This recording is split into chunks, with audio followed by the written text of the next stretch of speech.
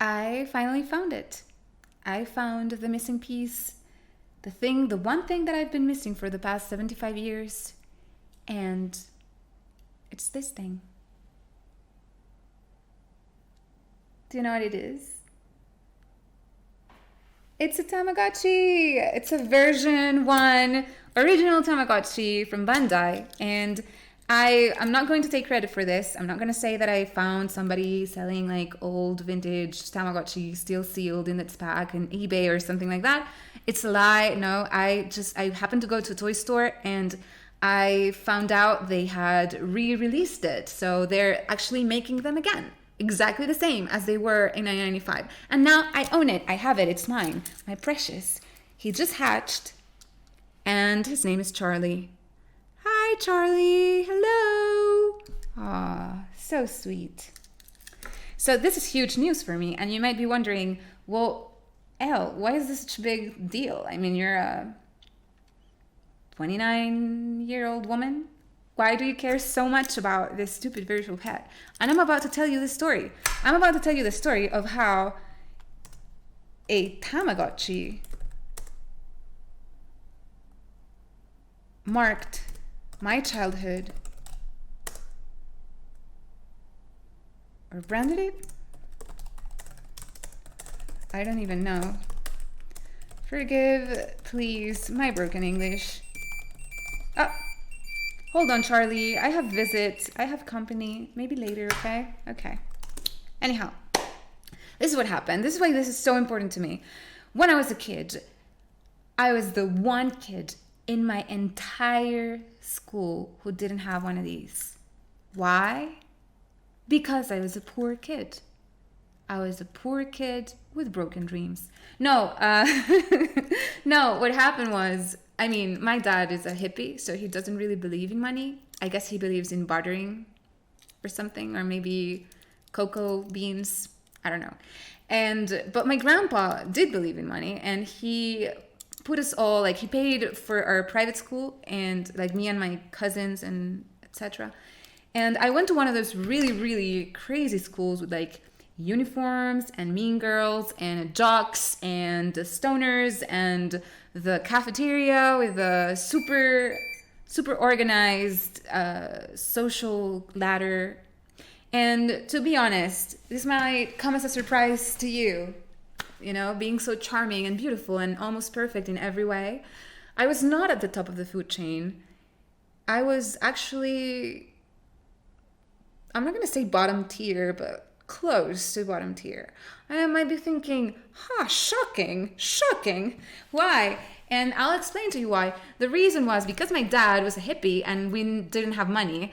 Basically, I mean, it's not like we were eating breadcrumbs out of a, microwave or living out of a van. I mean, we had food and a roof over our heads, etc. But it's just that while my family owned like a middle-class apartment and a small SUV and a TV and a couch, the people sitting around me, their families owned shopping malls and helicopters. So as you can see, there was quite the disparity, there. And it made me feel really bad because everybody would go to school and they would have like the coolest jeans, shoes, like watches, and everybody was like super attentive to what other people were wearing. And while they were wearing maybe diesel jeans and,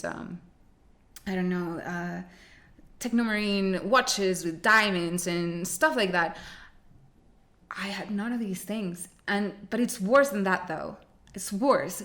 What could possibly be worse than like walking into your school with no brand clothing in a school full of rich kids? Well, here's the thing. I was clueless. I had no older brothers or sisters and no cousins that were close to me in age.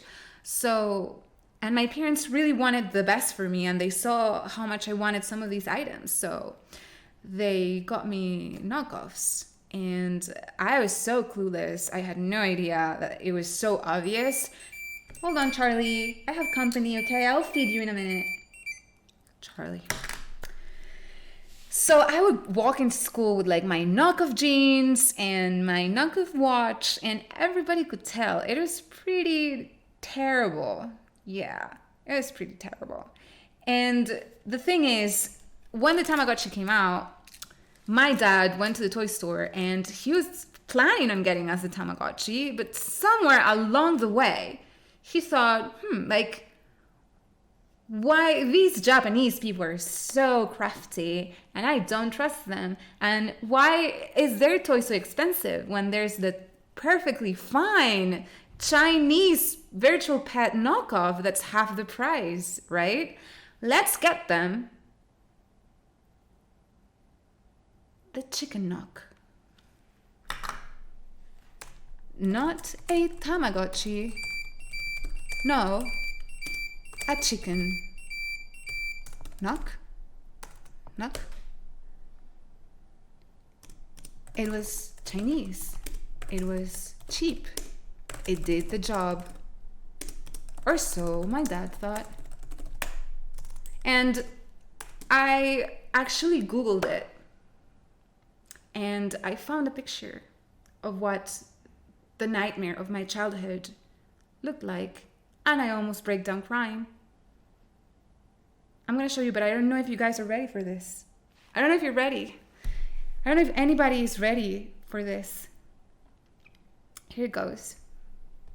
Did you see it? No? Again. Oh my God. Okay, one last time. 90s chicken hen, virtual pet, Tamagotchi game, Chick Knock. Chick Knock. It was Chick Knock, actually. Chick Knock. Chick Knock. Wait, you guys, wait. I gotta, hold on. I'm right behind you. I'm just feeding my Chick Knock. I'm just cleaning my Chick Knock. Chick Knock. It doesn't really have the same ring to it, does it? It doesn't have the same ring to it at all. So they gave me this thing, and as you can see in the picture, it had a pretty big chicken, like a shitty chicken with like a black beak and dark circles under its eyes. That's how miserable Chick Knock was. My friends had a Tamagotchi. It was a cute little alien from outer space. I had a farm animal, a chicken. He couldn't even get me a special fantasy animal. He couldn't get me like a dinosaur or like a cute little unicorn or like a pet bear. No, they got me a farm animal. And you know what the worst part of this is? Shut up, Charlie! A farm animal, a chicken, beeping in my hand. I could already see, like the moment my parents gave me this thing, it was just so confusing. It was just terrible because on the one hand, they were trying. They went out of their way to go to the toy store and get me something. They just happened to get me the wrong thing. And not out of ignorance. Not exactly out of ignorance, okay? But now, if I told them, I didn't want to hurt their feelings, you know? I felt myself in this really difficult spot where I had to either, if I left the virtual pet at home, I started beeping while I was in school, my parents would know that I hated their gift. On the other hand, if I took it with me to school, at least, let's put it this way, at least my Levi's knockoffs did not beep. You know what I mean? At least my jeans would not make a sound. But this thing, this Chinese farm animal virtual pet will be beeping inside my backpack. And I would have to take it out of my backpack and face the rejection and the judgment of my classmates as this thing would beep and beep inside my hand. And I would have to like feed him and clean the poop and do all these things in front of them. So I was really stuck. I was stuck between a rock and a hard place. What do you do? So what did I do? So what I did, oh my God.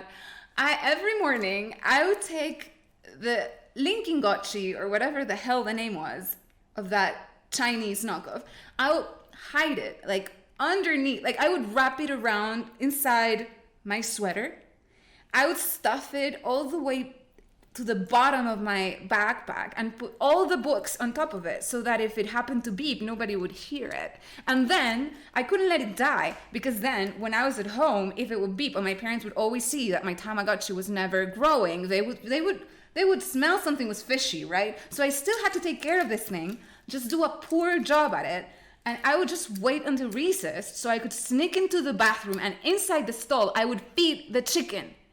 I would feed the chicken in my spare time, hiding in the bathroom stalls of my school, right? So he wouldn't die. And every day, by the time that I got to the stall, the chicken had pooped at least 4 times. It was full of flies. And poop. The entire screen was filled with poop and flies. And this is what I spent all my recesses of the 8th grade doing. Cleaning Tamagotchi, Lincoln-gotchi, fake knockoff Tamagotchi poops in the bathroom of my school.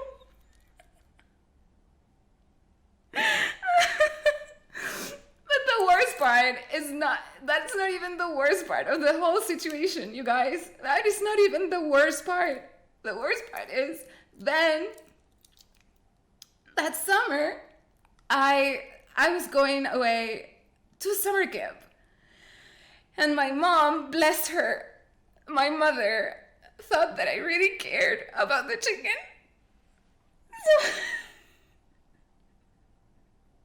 So she decided, she talked to me, like she took me aside, like the night before I left in the bus for the summer camp. She took me aside and she said to me, like looking at me right in the eye, and she said, "Elle, don't worry.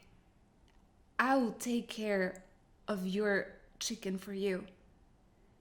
I will take such good care of him that it will still be alive when you come back." My mom, bless her, she was so worried that I was going to miss the Tamagotchi from hell when I was at summer camp, and I couldn't take it with me because I wouldn't be, doing all the activities, and I'm playing with this thing while everybody else was like in the lake, right?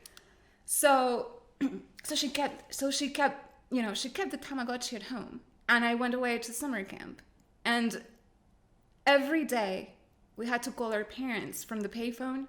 Yeah, I'm pretty old. We still did payphones back then.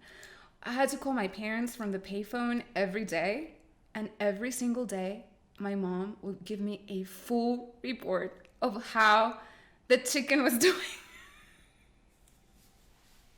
And she would be, "Oh yes, he pooped twice today. I gave him a shot because he got sick. He's so big, you won't believe it." Jesus Christ, you guys. Jesus Christ. And I had no way to tell her. Like, she genuinely thought that I was worried about the fake Tamagotchi chicken that she was, taking care of. She was so proud of the good job she was doing. And she was doing a great job. I mean, the most that obviously, if you neglect a Tamagotchi, it won't live for a long time. I think my record at that point was like 3 days. My mother kept the chicken alive for 33 days, which in Tamagotchi land is like forever and a half. Like, that's how good of a job she did. And then when I got back from the camp, she was also solemn, like bringing me back the chicken, giving it back to me, showing me how big it was. It had a crest. It had those things that hang off the beak. It was thriving. It was happy.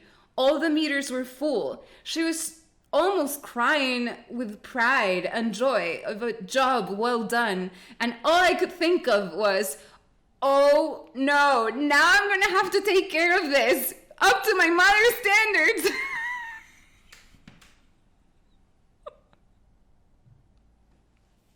Oh my God.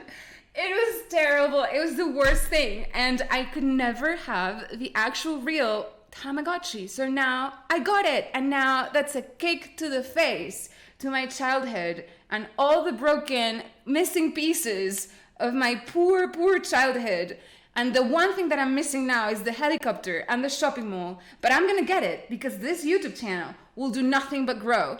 And once I hit 60 million subscribers, I will get that shopping mall. I will get that helicopter, and I will give my children all their Tamagotchis and their diesel jeans and everything that was missing from my childhood, or my name is not Elle. So if you want to help me get all those shopping malls and helicopters, do subscribe. I think it's this way or that way, somewhere around here, somewhere. And if you do subscribe and you don't leave a comment, that means that you have no soul. So do both things. Why not? Subscribe, leave me a comment, say, hey, I watched your video. My childhood sucked too. We can bond over our misspent childhoods and our horrible, horrible crushed dreams. Eh?